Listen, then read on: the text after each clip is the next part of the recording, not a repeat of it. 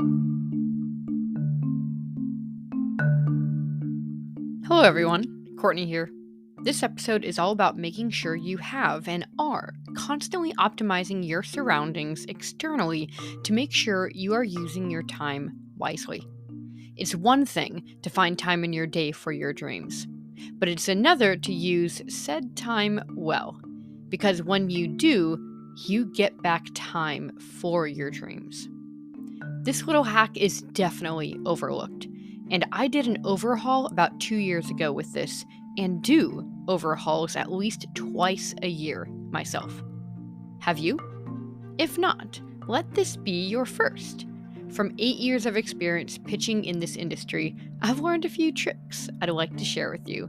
Nothing gatekeeped. While the intro is playing, please grab a pen and a notebook, for this will be an episode where you will be writing things down. Welcome to episode number 48. Let's get into it.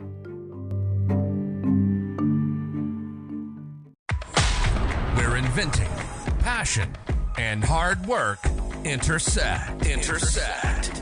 Welcome to the Serial Inventing Podcast. Bite-sized, perspective-altering episodes on serial inventing and beyond. From motivating key tips on product licensing to obstacle-busting conversations on transitioning to a full-time serial product developer. Buckle your seatbelt, because you're in for a ride. Warning, this podcast may motivate you to make wild decisions that will propel you forward in your inventing career and hijack more of your time for your passion. If you aren't ready to make it happen, then this podcast isn't for you.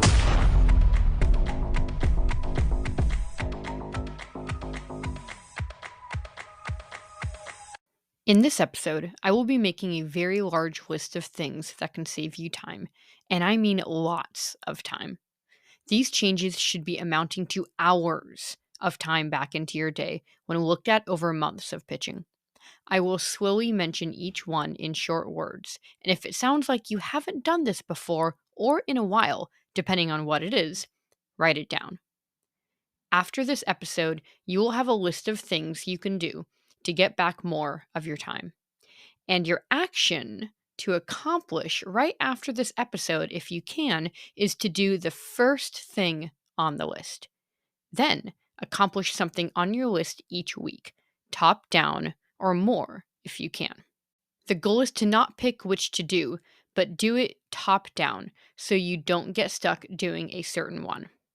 I started the list of what I do personally, and the list just kept growing. Get your pen and paper ready. Writing it down by hand will give you a higher chance of accomplishing it too. Elsewise, I would send this out in PDF form. Are you ready?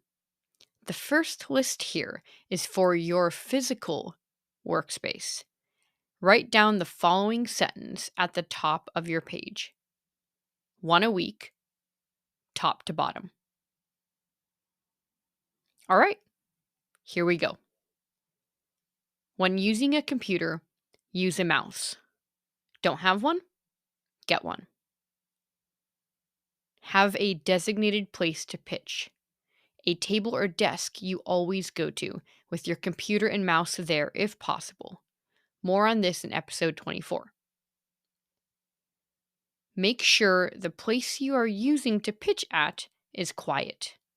If your house isn't quiet, start frequenting a coffee shop or library. Listen to episode 20 on radio silence for more on this. Block out time on your calendar for pitching. Make your office or pitching desk an inviting place. Look at it. Does it inspire you? If not, start by removing everything from your desk and start over, slowly adding things. Use a chair for pitching that is comfortable. Pro tip: sit up straight with your back not touching the back of the chair. If you start to lean back the longer you sit and notice your back is touching the back, it's time to get up and take a break. And here are some for your digital workspace. You might want to pause on some of these. Make sure the browser you prefer to use is the one that comes up when you turn on your computer. I prefer Chrome and having it load to Google. Close all tabs that are past 6 months old or move it elsewhere not on your computer. Add any tab you do frequent onto your bookmarks bar and remove it from your tabs. If you have more than 20 tabs open, use tab groups. Right-click on a tab, click Add Tab to Group, and click New Group. Then name it, color it, and drag any tabs you want in that group inside. Click on the color block to close and open the group. Game changer. Use a calendar, digital or print, but one and no more than one. Look at it every day. Use an email client that is conducive to your workflow. That means trying a few out to see which you like best. I placed a link to some in the show notes. Use keyboard shortcuts for copying and pasting. On an Apple computer, hold down Command and tap the letter C to copy. And hold down Command and tap the letter V to paste. On all other computers, do hold down Control and do the same thing. Control C for copy, Control V for paste. When you are trying to select all of a text, hold down Command and tap the letter A for all. For Windows, you hold down Control, tap the letter A. Very often, I am doing Control A, then Control C, then Control V. I'd say at least 50 times a day, and that is not an overestimate. To search for words on a page, on a document, or browser, on an Apple, hold down Command and tap the letter F for find. On a Windows, do Control F. A box will appear on the top right. Type in what you want it to find, and it will highlight everywhere it shows up on that page. Use the arrows next to that box to toggle through where that word pops up. Need to open a new tab? Command T for Apple or Control T will open up a new tab.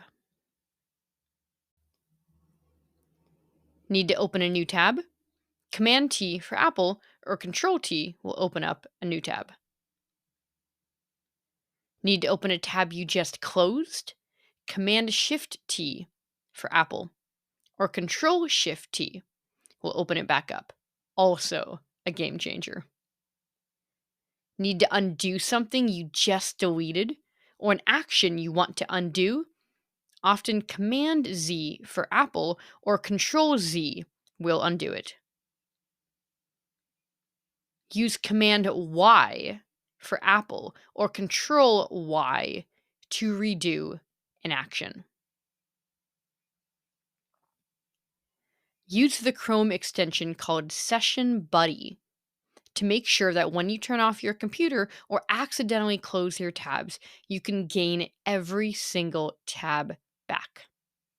Also a game changer. I placed the link to that in the show notes. Turn off your computer at least once a month if you aren't doing it more already. Empty your trash on your computer once a month. Close any apps or software you have open that you aren't using. Keep your files consistently organized. That means setting up new folders, having a catch-all folder when something doesn't fit a certain category, and going through your folders a few times until it looks like you are using them properly. Place all of your cell sheets on your Google Drive account, always accessible wherever you are. Have a way to keep track of your product ideas on a Notes app color-coded. I like to use Google Keep.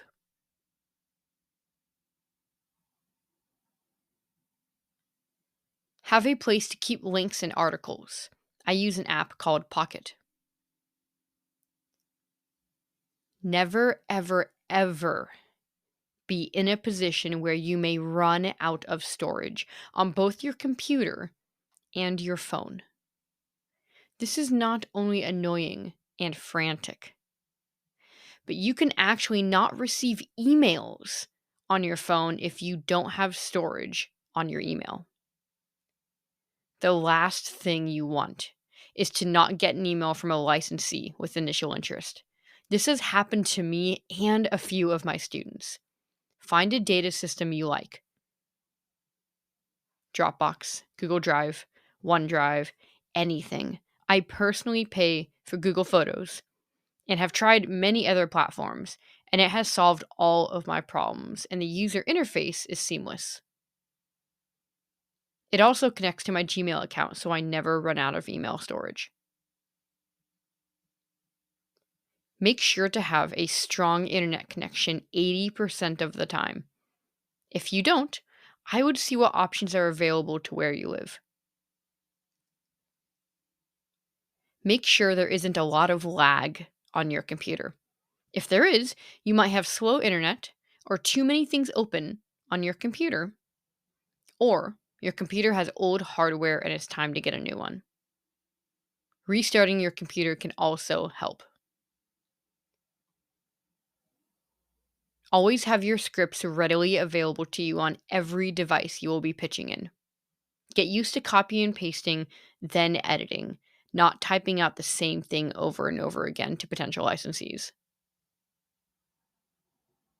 Get a nice small signature for your email. Circular headshot on the left, name and phone number on the right. Well, that's the list. Did you like this episode? Let me know on LinkedIn if you want to see more episodes on ways to be more efficient to gain back more of your time. Do you have any tips? Let me know. Thanks for tuning in and taking a few bites with me today. And remember, serial inventors don't make excuses. They make it happen. See you soon.